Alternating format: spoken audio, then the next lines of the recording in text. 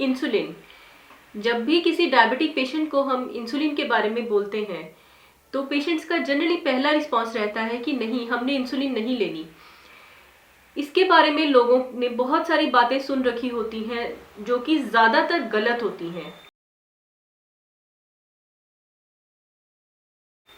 नमस्कार दोस्तों, मेरे इस चैनल में आपका फिर से स्वागत है।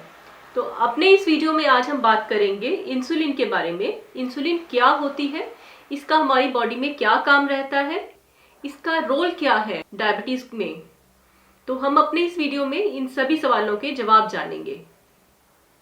तो सबसे पहले बात करते हैं कि इंसुलिन होती क्या है। इंसुलिन एक नेचुरल हार्मोन है जो हम सबकी बॉडी में बनता है। हमारी बॉडी में पैनक्रियास नाम का एक ग्रंथ रहता है और इसमें स्थित जो बीटा सेल्स हैं उनसे ये हार्मोन बनता है। ये हार्मोन हम सब में बनता है। इसका हमारी बॉडी में क्या काम रहता है? तो ये इंसुलिन हार्मोन जो है ये हमारी शुगर की मात्रा को रेगुलेट करने के काम आता है। नॉर्मली जब हम खाना खाते हैं तो हमारी बॉडी उस खाने को एब्जॉर्ब करती है। वो कार्बोहाइड्रेट की फॉर्म्स में हो सकता है या प्रोटीन या फैट की फॉर्म में हो सकता है। उस खाने से हमें एनर्जी कैसे मिलती है?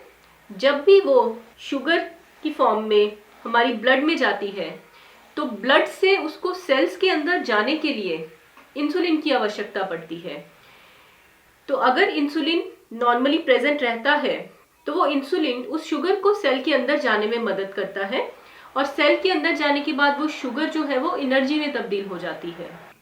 तो अगर किसी वजह से हमारे पास इंसुलिन नहीं होगी हमारी बॉडी में तो वो शुगर ब्लड से सेल में नहीं जाएगी और ब्लड में इसकी मात्रा बढ़ जाएगी, जिसकी वजह से ये बीमारी डायबिटीज होती है। तो अब जानते हैं कि इंसुलिन का डायबिटीज में क्या रोल है। जैसे कि हमने पहले बात की कि इंसुलिन शुगर को सेल के अंदर ले जाने में काम करती है।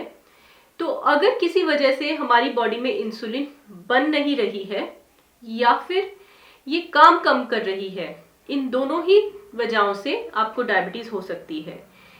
टाइप 1 डायबिटीज जो होती है उसमें इसका बनना बिल्कुल बंद हो जाता है। जो पैनक्रियास में बीटा सेल्स होते हैं वो किसी कारण पूरे डिस्ट्रॉय हो जाते हैं, खत्म हो जाते हैं, जिस वजह से हमारी बॉडी इंसुलिन नहीं बना पाती।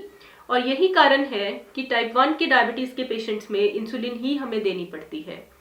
जो टाइप 2 डायबिटीज रहती है इसमें शुरुआती स्टेजेस में ये इंसुलिन काम कम कर रही होती है, इंसुलिन रेजिस्टेंस रहती है। जैसे जैसे समय निकलता है इंसुलिन की कमी भी शुरू हो जाती है। तो जब टाइप 2 डायबिटीज के बहुत साल निकल जाते हैं तो इन पेशेंट्स में भी हमें इंसुलिन देनी पड़ सकती है। अगर हम नॉर्मल इंसुलिन की बात करें, हमारी बॉडी में नॉर्मल इंसुलिन कितनी होती है या कैसे बनती है? तो ये जो इंसुलिन थोड़ी थोड़ी मात्रा में हर समय हमारी बॉडी में बनती रहती है। तो 24 घंटे हमारी ब्लड में एक इंसुलिन की नॉर्मल लेवल्स मेंटेन रहते हैं। परंतु जब भी हम कुछ खाते हैं तो हमारी बॉडी एकदम से इंसुलिन ज़्यादा बनाती है ताकि उस खाने में जितनी भी शुगर है हम उसको डाइजेस्ट कर सकें, उसको हम यूज़ कर सकें एनर्जी के लिए। तो इसलिए जब भी हम खाते हैं या हम जितना खाते हैं हमारी बॉडी उस हिसाब से उस टाइम पे और उतनी इंसुलिन बना लेती है। यही कारण है कि नॉर्मल पर्सन जिसको डायबिटीज़ नहीं है उनमें ना ही शुगर नॉर्मल से कम होती है ना ही वो नॉर्मल से बढ़ती है। अगर हम फास्ट भी रखते हैं, कई दिन व्रत रखते हैं, कुछ नहीं भी खाते तो हमारी शुगर नॉर्मल से कम नहीं होती। अगर हम बहुत दिन रेगुलर पार्टी करते हैं या बहुत मीठा भी खा लें तो भी वो शुगर नॉर्मल से नहीं बढ़ती, क्योंकि बॉडी उस हिसाब से इंसुलिन बना लेती है। परंतु जिन लोगों में डायबिटीज होती है उनमें बॉडी की ये जो नॉर्मल रेगुलेटरी मैकेनिज्म है वो काम नहीं करते। इसलिए वो लोग अगर लंबा टाइम खाना नहीं खाएं या भूखे रहें तो उनमें शुगर नॉर्मल से नीचे जाने का डर रहता है, या फिर अगर वो लोग नॉर्मल से ज़्यादा खाएं या मीठा खा लें या जो रिस्ट्रिक्टेड चीज़ें हैं तो उनकी शुगर नॉर्मल से बढ़ भी जाती है। यही रीज़न है कि डायबिटीज़ के पेशेंट्स में शुगर फ्लक्चुएट करती है। तो अब हम बात करते हैं कमर्शियल इंसुलिन, जो इंसुलिन ट्रीटमेंट के लिए अवेलेबल है। तो दोस्तों अगर हम आज से 100 साल पुरानी बात करें तो जब इंसुलिन बनी थी 1922 में इंसुलिन सबसे पहले यूज़ होनी स्टार्ट हुई थी, उससे पहले तक डायबिटीज़ के इलाज के लिए कोई भी खास दवाइयाँ नहीं थी। इवन जो टेबलेट्स हम आजकल लेते हैं वो भी सारी उसके बाद ही बनी है। तो सबसे पहले इंसुलिन बनी थी और ये टाइप 1 डायबिटीज़ के लोगों में ये लाइफ सेविंग थी, क्योंकि उससे पहले टाइप 1 डायबिटीज़ के पेशेंट्स नहीं बचते थे।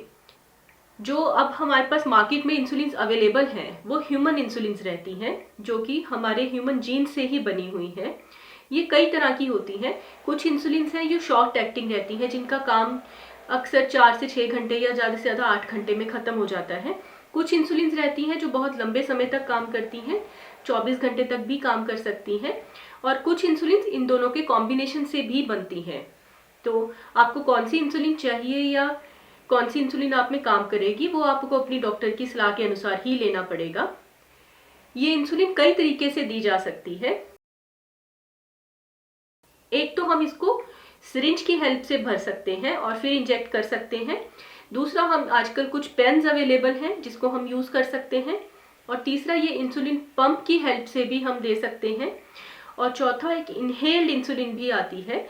हमारे इंडिया में वो अभी तक नहीं आई है क्योंकि वो ज़्यादा कामयाब नहीं है। तो अपने आने वाले वीडियोस में दोस्तों हम इंसुलिन के बारे में और बहुत सी बातें जानेंगे। इसके पीछे क्या गलतफहमियां रहती हैं और उनके पीछे की सच्चाइयां क्या हैं, इंसुलिन रेजिस्टेंस क्या हो सकती है, उससे क्या बीमारियां हो सकती हैं, कौन सी डाइट लेनी चाहिए इंसुलिन रेजिस्टेंस को खत्म करने के लिए, इंसुलिन लगाने का सही तरीका क्या है। अपने आने वाले वीडियोस में हम इन सभी के बारे में बात करेंगे। तो आज के लिए बस इतना ही। जय जिनेंद्र।